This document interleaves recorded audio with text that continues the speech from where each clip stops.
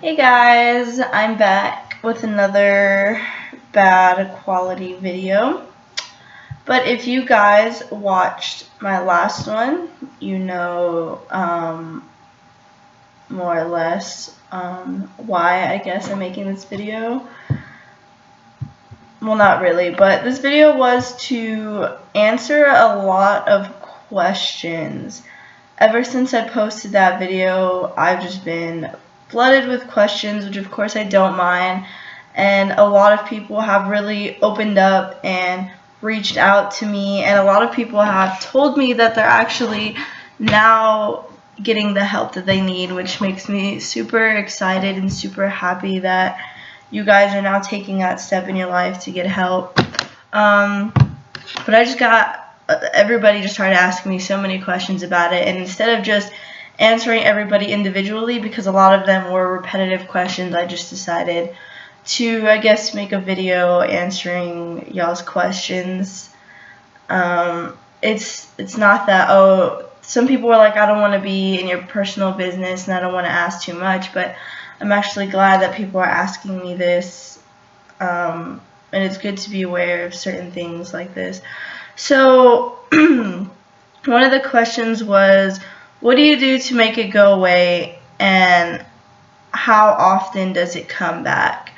So what I do to make it go away, not make the situation go away. You can't change what happened. What happened is something that we now have to live with. But what do I do to, I guess, not think about it so much is definitely keep myself busy, definitely surround myself with a lot of positive energy and a lot of positive people. I just stay busy and do not really try to focus so much on it. And they also asked, how often does it come back? The thoughts never really leave. They are always there.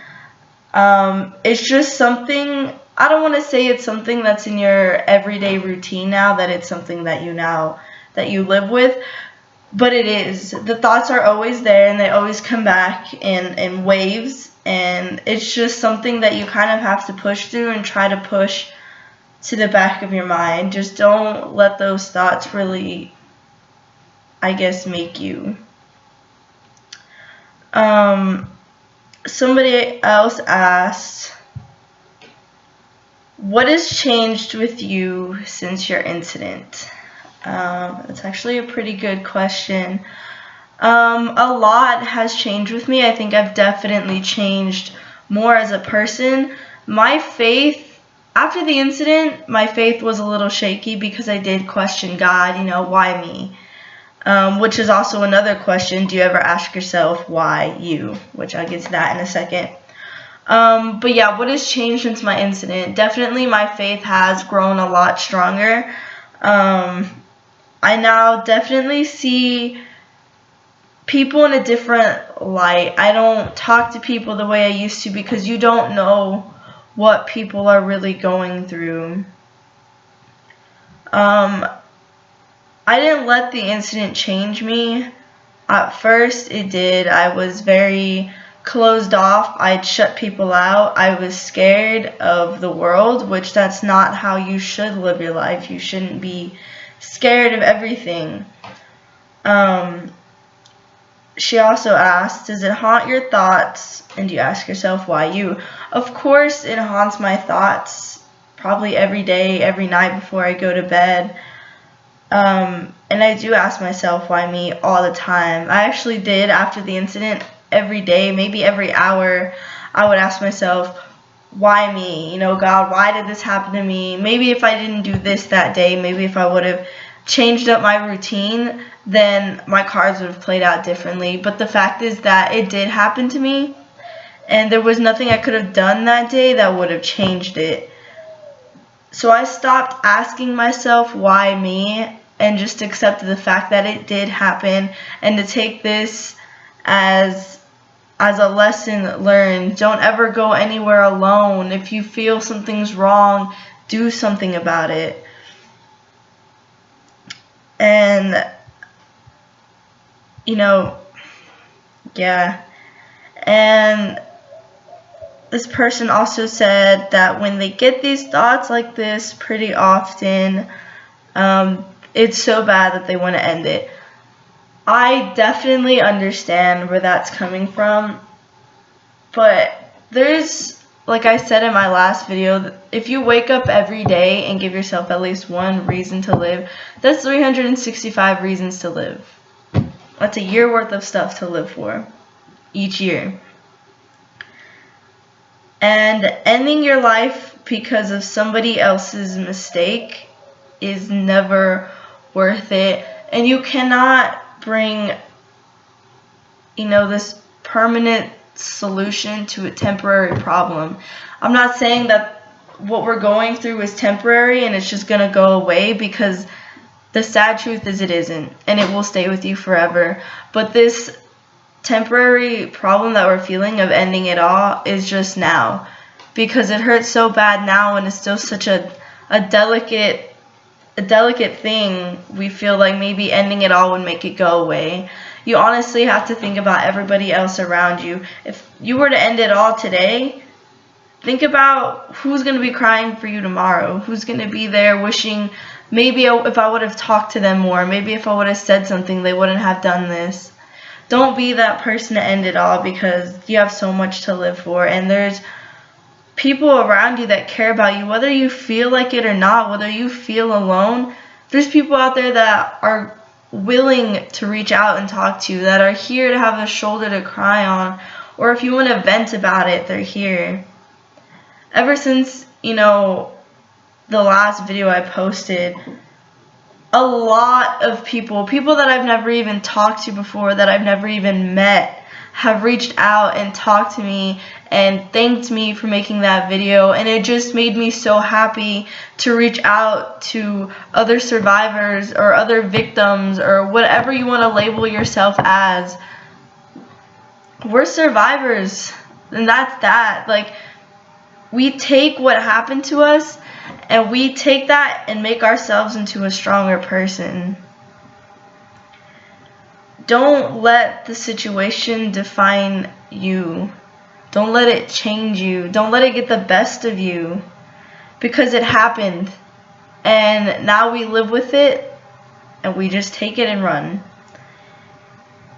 And this person said, after I had tried to give them some of my advice, and then I told them, I'll make a video and answer all of this. I was basically telling them what I had already kind of said in this video. I agree, but if you can't take it anymore, like you just push through so many obstacles and you're finally happy, and so you believe you're happy, then you finally just want to end it all because it would just be easier. No. Ending it would not be easier. Don't take the easy way out, honestly. Like I said, there's so much to live for and there's so many people that care. And, come to me, come talk to me, and come get the help you need. After I posted that video, I have gone at least once a week to therapy. I'm going to start group therapy.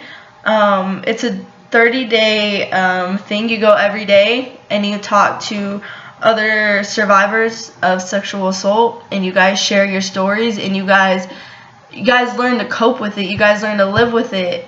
And that's something that I'm super excited to start, to finally be able to talk to other people who know exactly what I'm feeling like. So there is help out there for you. There's so many things you can do, and ending your life is not one of them. So yeah, that was just a few questions that people have been asking me, and rather than just sending it off individually, I just make a whole video, because I know that there's other people out there who are still afraid to reach out and talk and ask questions. So this was just a video answering those. So thank you guys so much for watching my story. For those of you that did the last time, it meant a lot. And for those who reached out and lended me that hand if I needed it. Thank you so much. For those friends that, you know, that I never told and that felt so bad about it, don't feel bad, okay? I didn't tell you for certain reasons, and then I finally decided, you know, everybody needed to know. And thank you for understanding that. Thank you to my best friends who watched it, and, you know, don't look at me any differently. But yes, if you guys need to talk, I am here. If you guys have any more questions, if you guys want me to talk about anything, please let me know. I'm more than happy to do so. Again, thank you guys. If you guys are watching this, I love you all, and thank you for walking with me through this next journey in my life, through the healing process. I love you guys. Thank you so much.